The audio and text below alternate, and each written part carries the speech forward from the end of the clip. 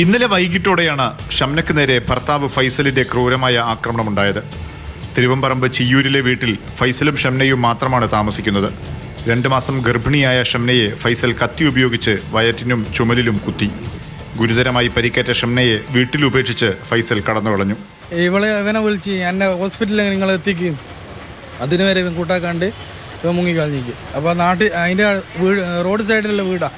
അപ്പോൾ ഇവള് റോഡുമേലേക്ക് രക്തമായിട്ട് ഇറങ്ങി ടാക്സി വണ്ടി പോകുന്നുണ്ടായിരുന്നു കല്ലാച്ചിമേലേക്ക്. കല്ലാച്ചി വേലങ്ങാട് റോഡിലുള്ള അടുത്തുള്ള വീടാണ്. അവിടുന്ന് ടാക്സി വണ്ടി കയറാണ് എന്താക്കിയത്, ഇവളെ കാറ്റിയിട്ട് ഹോസ്പിറ്റലിലേക്ക് എത്തിച്ചത്.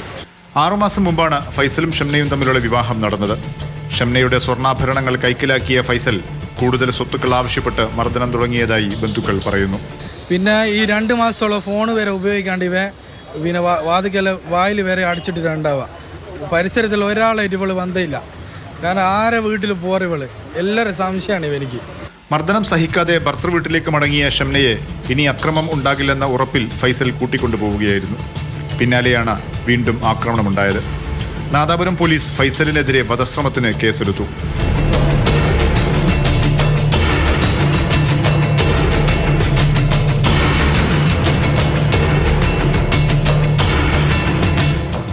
മാതൃഭൂമി ന്യൂസ്, കോഴിക്കോട്.